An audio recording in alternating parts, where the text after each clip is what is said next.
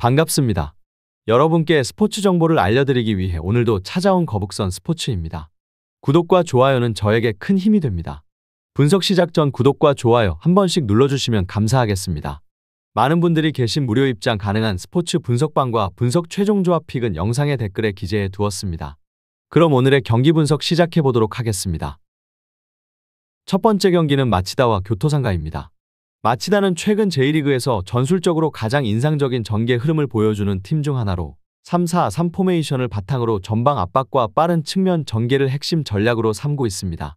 이 팀의 전술적인 중심에는 소마, 듀크, 후지오라는 삼각 편대가 존재합니다. 소마는 좌측 윙백 라인에서 민첩한 드리블 돌파와 동료와의 연계 플레이에서 큰 강점을 보이고 있으며 공격 상황에서는 하프 스페이스를 적극적으로 활용해 상대 수비 라인을 교란합니다. 듀크는 피지컬과 제공권에서 강점을 가진 클래식 타겟형 스트라이커로 롱볼 상황이나 세트피스에서 마치다의 중요한 마무리 옵션으로 작용합니다. 후지오는 침투 타이밍이 탁월한 공간 지향형 스트라이커로 빠른 전개 과정 속에서 박스 안으로 들어가는 움직임이 날카롭습니다. 특히 마치다는 홈경기에서는 경기 시작 직후부터 매우 높은 템포의 전개를 시도하며 상대 수비가 정돈되기 전 초반부터 압박과 찬스를 동시에 만들어내는 팀 컬러를 보여주고 있습니다. 이에 맞서는 교토상가는 4-3-3 포메이션을 바탕으로 수비적인 조직력을 유지하려는 성향이 강하지만 중원 커버 능력과 좌우 풀백의 수비 전환 타이밍 문제로 인해 구조적인 약점이 자주 드러나고 있습니다.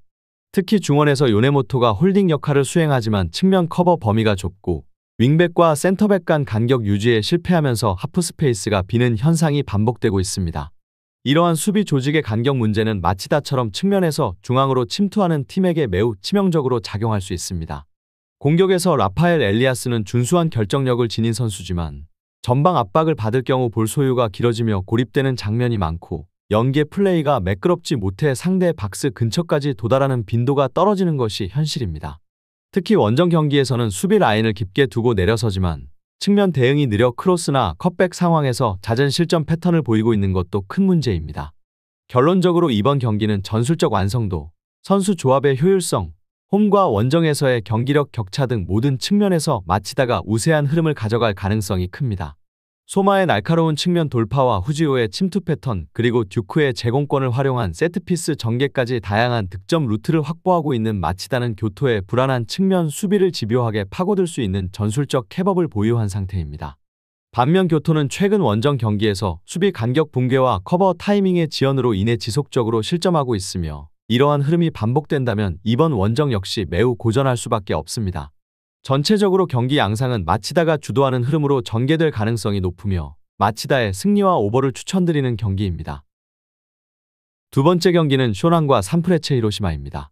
쇼난은 최근 몇 시즌간 공격적인 전개와 전방 압박을 중심으로 한 3-1-4-2 포메이션을 유지하고 있으며 상대 진영에서의 강한 압박과 빠른 공격 전환으로 흐름을 끌어내려는 팀입니다. 오다와 네모토는 전방에서의 활동량과 압박 강도가 높아 상대 수비진에게 부담을 줄 수 있는 자원이지만 팀 전체의 밸런스 측면에서는 수비 전환 시 뒷공간 커버 부족이라는 구조적 약점을 피할 수 없습니다. 쇼나는 수비 라인을 하프라인 근처까지 끌어올려 전체적인 진영을 압축시키고자 하지만 이로 인해 생기는 뒷공간의 광대한 노출은 수비 안정성에 치명적인 단점으로 작용합니다. 특히 상대가 침투형 공격수를 보유한 팀일 경우 그 뒷공간은 곧바로 실점 위기로 이어지기 쉽습니다.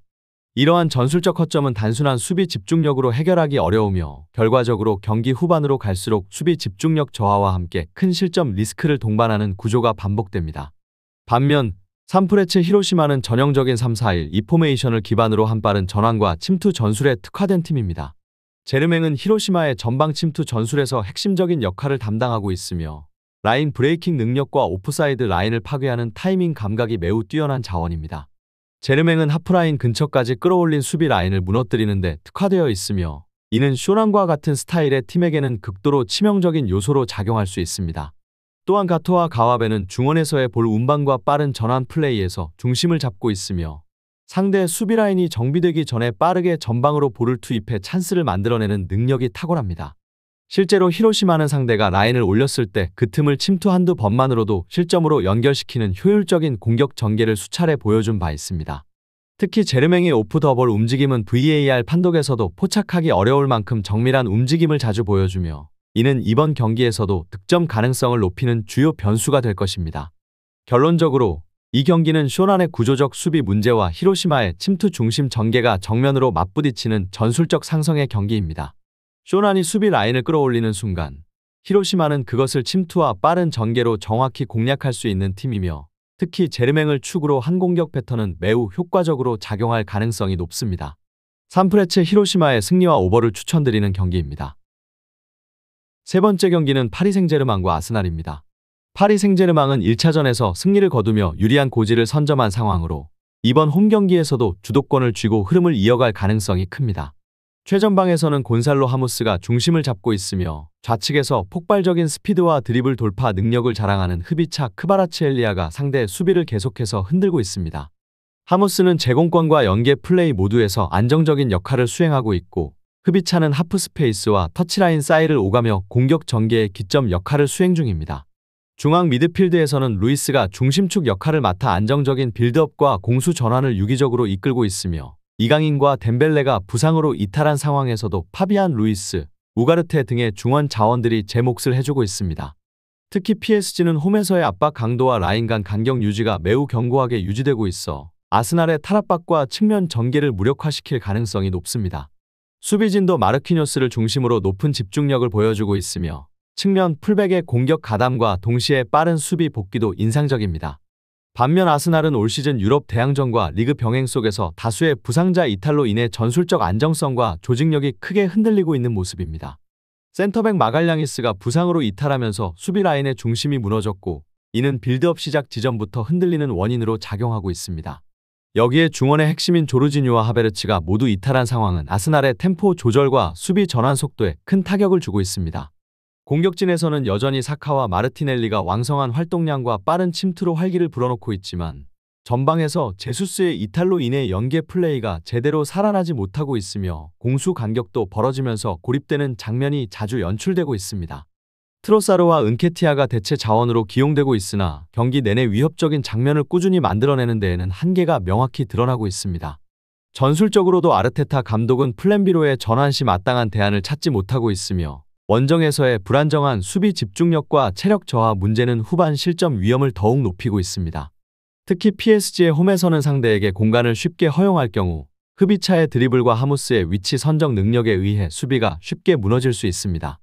결론적으로 이번 경기는 1차전에서 승기를 잡은 PSG가 홈의 이점을 최대한 활용하며 공격적인 템포로 경기를 주도할 가능성이 높습니다. 압박, 전환 속도, 조직력, 중원 전개력 모두에서 파리 생제르맹이 현재 아스날을 상대로 한 수 위의 모습을 보여줄 수 있는 흐름입니다.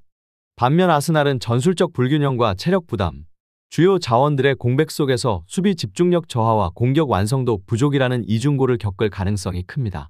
최종 추천은 파리 생제르맹의 승리와 오버입니다. 경기가 빠른 템포로 진행되며 득점 기회가 많이 창출될 가능성이 높습니다. 더 많은 경기의 정보와 분석이 궁금하시다면 영상 하단의 댓글을 확인해 주시면 되겠습니다. 높은 적중률을 위한 방법은 양질의 정보입니다. 무턱대고 남들 따라 했다간 손실만 볼 뿐입니다. 최대한 전문가의 도움을 받아서 양질의 정보와 높은 적중률을 경험해보세요. 주저없이 유튜브 여러 전문가의 도움을 받아보시는 걸 추천드리고 당장 수익을 위해 가입비 내고 이용하는 곳에서 절대로 이용하시지 마시고 유튜브 여러 영상을 참고하셔서 베팅하시는 걸 추천드립니다. 오늘도 영상 시청해주셔서 감사드리고 건승하는 하루 되시길 바랍니다.